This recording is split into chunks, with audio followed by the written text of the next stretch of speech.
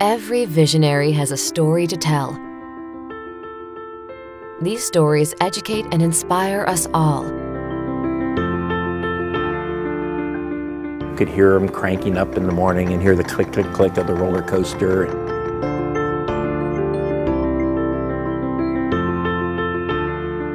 It's really feeling satisfied and feeling gratified with bringing happiness to young children, especially families. Working with people who are having a good time is so much better than any other job. Join us as we learn from these trailblazers.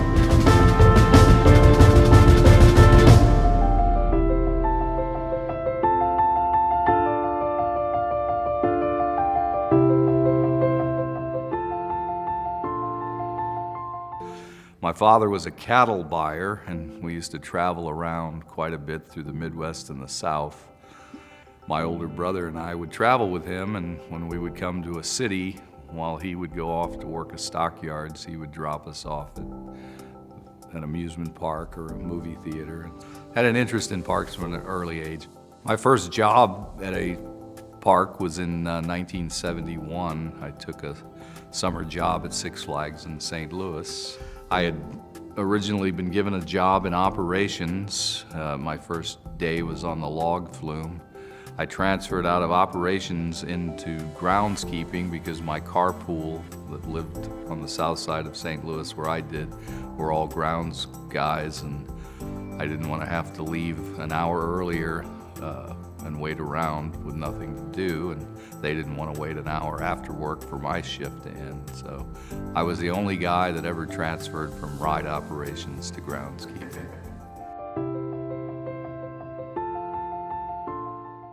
I left Six Flags at the end of January of '82.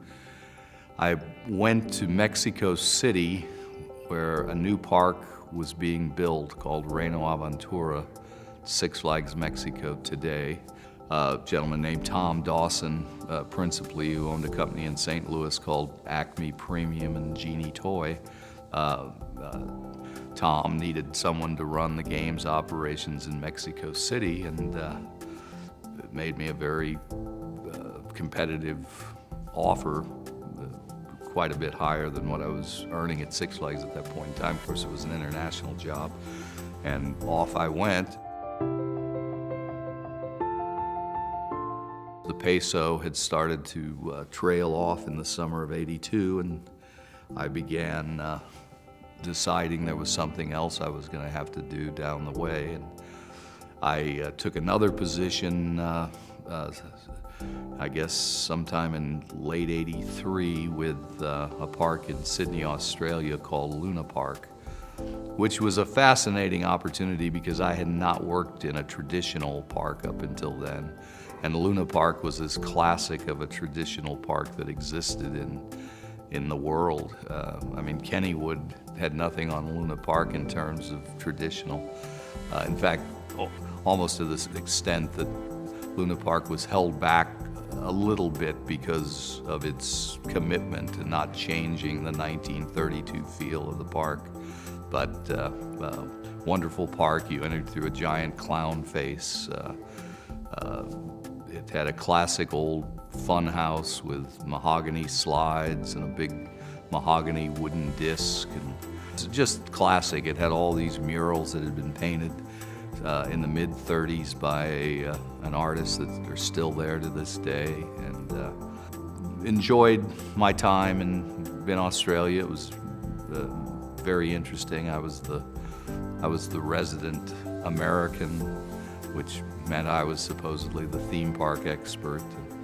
I think I was 28 years old at the time, so it seemed odd that they were coming to ask me questions.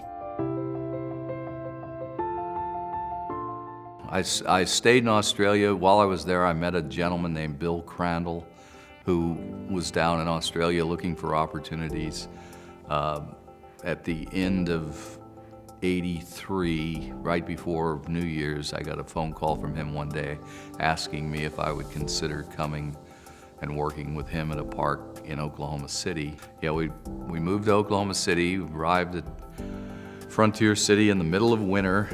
I had absolutely no idea what to expect. No park looks great in the middle of winter, and this park in particular didn't look great because it had really been a park that had deteriorated over the years. As we continued to grow as a company, then obviously I had gone from operating pretty much in a hands-on mode, a single facility and then 2 facilities. And we sort of had a bit of a transforming moment when the Funtime acquisition happened. Funtime had been owned by an insurance company out of Florida at that point in time that had gotten into some financial difficulty, and so they had to sell assets. We purchased Funtime, I think it was $46 to $48 million. That sort of doubled us in size. They were operating 2 theme parks and a water park. Our initial strategy was we were going to focus on sort of the mid-sized parks, with exactly that MO that had been underinvested in and maybe under-marketed. We knew the power of putting in some equipment and some attractions that the market cared about, and then doing a good job, marketing it and trying to take it up a level or 2 in terms of the quality of that advertising. And it was a very successful formula. When we began, we were pretty much under everybody's radar screen on an acquisition front, which was actually to our advantage. And we loved to be underestimated. That was a great thing to have going for us. What began as us contacting people that we thought met the model of what we were trying to acquire, the size park, the type market, etc., began as a lot of calls initiated by us. But as time went on, then suddenly the calls started coming back the other way, because I don't think there was anyone that ever sold their park that wasn't interested in selling it right up front and hadn't considered it at some point in the past. The Six Flags acquisition actually happened that way. We had been contacted in the fall of 1997 by the investment bank that was representing Jack Knox in the renegotiation of the Six Flags Over Texas partnership. We were contacted by Jack and had agreed that we would come in and take a look. That made the headlines and plenty of fanfare. Time Warner decided they couldn't let the flagship park go and ended up doing a deal that was satisfactory to the Six Flags Over Texas partnership. Then in December of that year, we were contacted by Time Warner asking us would we be interested in taking the theme parks off their hands, that they weren't happy with the investment, that it had not shown satisfactory returns for the capital that they had invested. And that's when we began trying to talk through the heads of a deal to acquire Six Flags, and did so on Christmas Eve, and then made the announcement, I believe, at the end of January, after we had done the first rounds of due diligence and believed that an acquisition made sense. I had served on various committees over the years. I had done some convention workshops. I've been on the games workshop a couple of times. I was on the small parks workshop. I remember speaking on topics that someone would give you, I guess sometime in, I think it was around 1990 was my first time to serve a stint on the board, and enjoyed the interaction, enjoyed the people I met. I remember how intimidated I was at the first board meeting I went to. I'm looking at guys like Carl Hughes and Charlie Wood and all the rather iconic figures of our business, and I thought, well, certainly these people don't want to hear anything from me, and so I think I sat through the first meeting as quiet as a mouse, just taking it all in, listening to the great men of that era. 2000, someone called me that summer, the current chairman, Bill Sims, and they had asked me would I consider putting my name forward.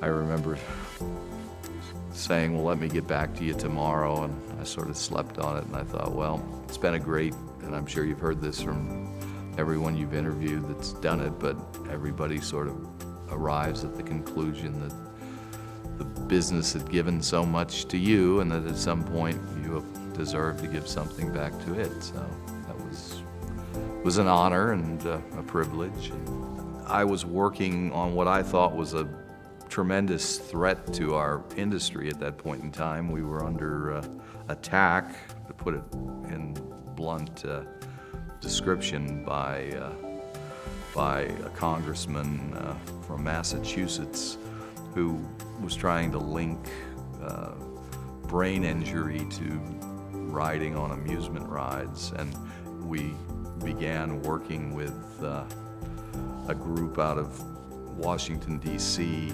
that was known as Exponent Failure Analysis. They had done the studies on the Space Shuttle Columbia after it had exploded in 1986. We had approached them about would they study the available data, would they study the available G-force envelopes, the ASTM standards that we were applying to amusement rides, and good, bad, or indifferent, we wanted to hear their reaction.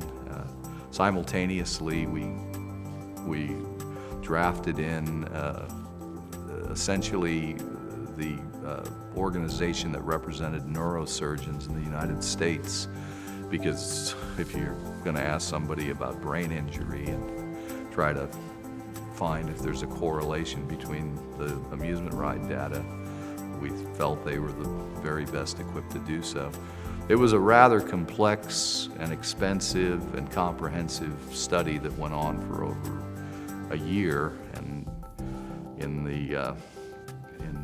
February of 2003, we were able to present the results at a press conference at the National Press Club in Washington, D.C., before members of all 4 major networks, as well as the cable news outlets, and as well as numerous affiliates that sent reporters in. And it somewhat took the wind completely out of the sails suddenly, from going from several articles a month to 0 articles a month. We seem to have made some headway in stemming back just this ridiculous assertion that people were suddenly developing brain aneurysms and any manner of brain injury due to having ridden amusement rides.